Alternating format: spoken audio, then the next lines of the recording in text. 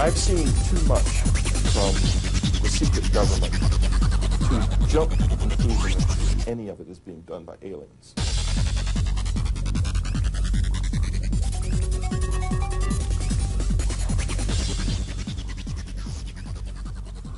I woke up the morning of the 26th feeling that something had happened to me during the night. I had been beat up.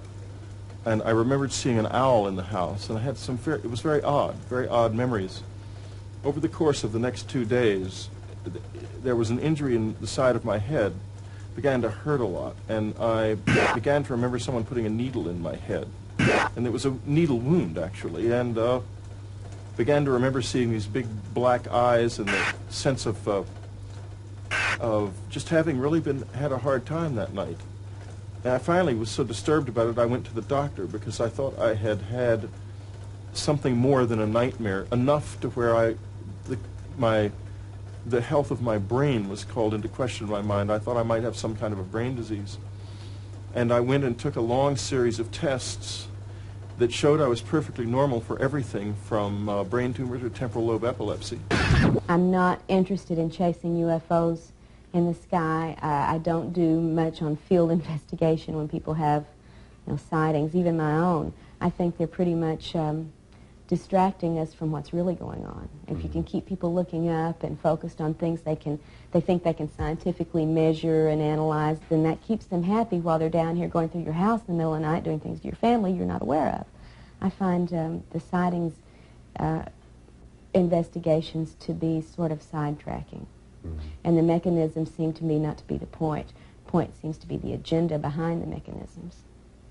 Yeah, the question is, many people have said, well, are aliens here? Are there hybrids here? Are there aliens here? They're walking around. The evidence is very spotty about that. I think that this is a direction we have to take a very close look at. From what we can tell with some cases, there are kind of beings or hybrids who are here, but it's almost always involved with abduction events. In other words, they're here to abduct people. And they can do it in a variety of different ways, but it's still abduction focused. There's no evidence that aliens are working behind the counter at the 7-Eleven or driving your local bus or something like that. There is definitely a genetic program going on, which they're involved in. They turn around and they have stated that they come to the Earth because it has such a rich diversity of genetic material. The genetics within the human is very close to their own, which is why they do that. Everything's all right. Yeah. Lay still. Lie still. And so you're lying still. And what is happening next?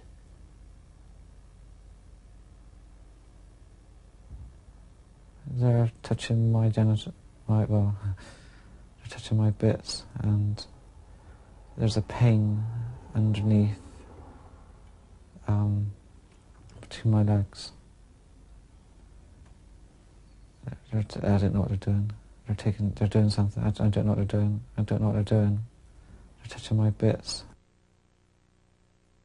I know I've had sperm removed because I woke up one morning with real strong, vivid memories of it, and I actually drew the sort of machine that they used. You've got a drawing of it somewhere, haven't you? Is it taping? Sorry, is it? Oh, right. Sorry, I thought... yeah, it's, you wake up with a lot of discomfort, a rawness, a red coloration, very uncomfortable.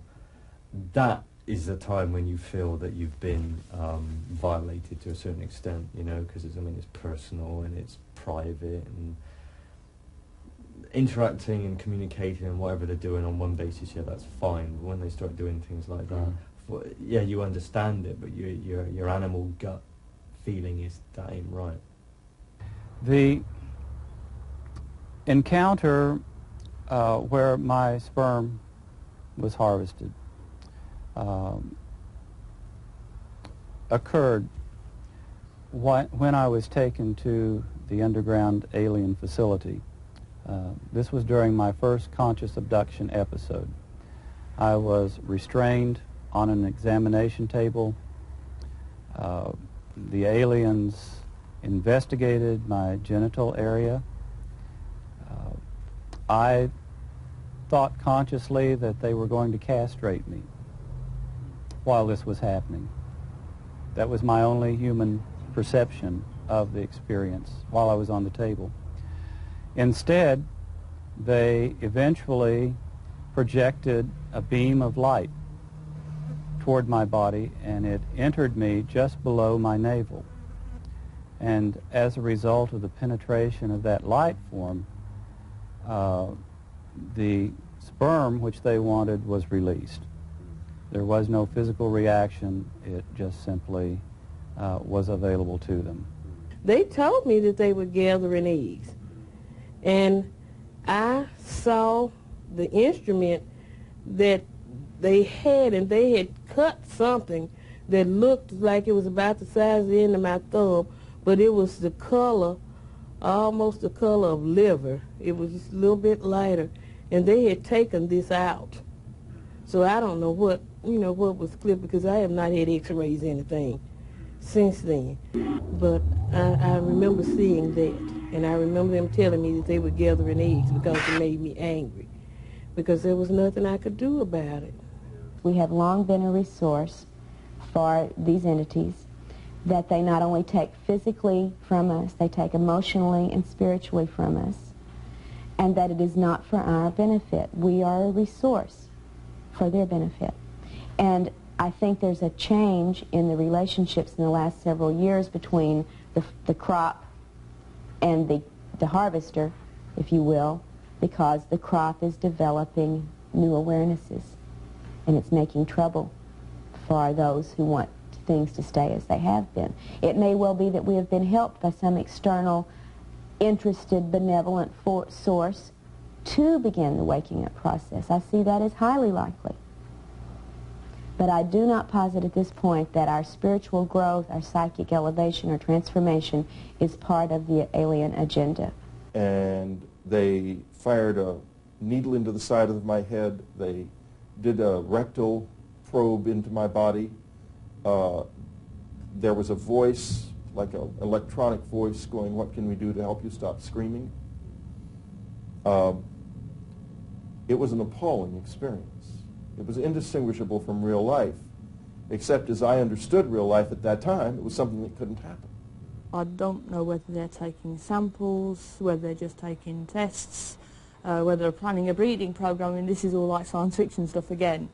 All I can say is that whatever they did to me was very cold, it was very clinical, it was very precise. It gave me the impression as if I was a laboratory animal just being there to be weighed, measured, tested, tagged and put back. So, I mean, people on this planet, they do that to all sorts of animals, for all sorts of reasons. Some to check their breeding program, some to sort of see where they can cut back, some to see if they can sort of add two breeds into one. Everybody's got their own different reasons as to why they tag animals. There was no emotion from them, no compassion, no feeling. It was totally cold, clinical. They were here to do a job, and do a job they were going to do whether we liked it or not. The only thing they'd actually say would be, don't move, don't be afraid. But there was no compassion carried with that. It would be like a scientist to a lab animal. It's doing a job. The lab animal has no idea what's going on. It's terrified, it's frightened. But it's doing a job, and it will do a job, and then when it's finished, it will either leave or put the lab animal away. No, it wasn't a sexual event, because nobody's penis breaks off after they have sex. Right. So,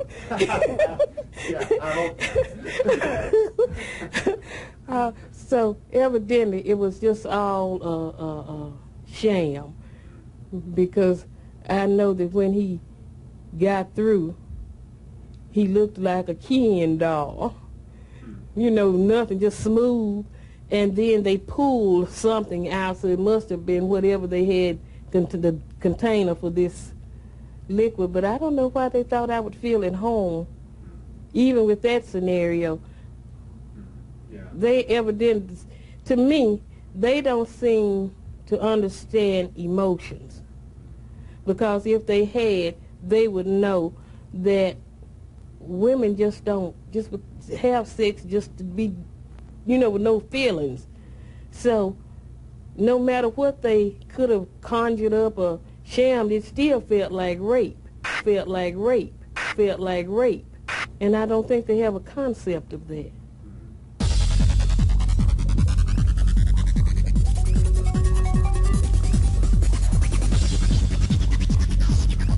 The mystery is, why are they doing it again and again and again and again? I mean, when we do a medical lab experiment, we don't have to repeat it over and over again. You know, you do 25 dogs and you get, you know, you get the same sort of, and we're lab rats to these people, if you believe the phenomenon on the level that Bud Hopkins and Dave Jacobs are talking about it. If it's John Mack, and in some way they are changing us so that we are more eco-aware, that, as one of the abductees at the conference said, it's like the butterflies are coming back and trying to stop the caterpillars from eating the leaves, which I thought was sort of a nice image. Well, we're not exactly totally and completely sure of what is going on with this phenomenon. What we do know is that we're looking at an alien agenda that is based on the physiological exploitation of one species by another species. In other words, people feel that sperm is being taken from them, eggs are being taken from them, babies are being implanted in them and then removed. All of this is for an agenda that is being kept essentially hidden from us. Whoever's had this experience, and they're probably watching us right now, many, many, many people have had the experience. Always to remember that you've survived it, and that you're sitting here and you're okay, and you've got your arms and legs and your fingers and toes, and you have a life and a job and a family or whatever it is. And these experiences are very upsetting, there's no doubt about it, but they bring you back. They are short-lived, these experiences, and that in terms of your own time, 99.9999 whatever % of your time is your own, of your life. And that other little piece of it that's taken is regrettable, because no one wants anyone to steal any piece of life from anyone. It's still theft. But still, the rest of your life is your own, and that's what's to be focused on. I think there's a great danger in spending too much time worrying about something that so far we can't seem to stop, and we don't know how it will ultimately play out.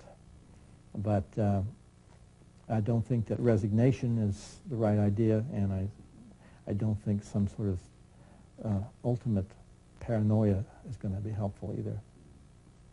Bud Hopkins, who is one of the most gentle, thoughtful men, but who believes that this is some sort of malevolent breeding experiment in which they are taking sperm and eggs to come up with some sort of hybrid.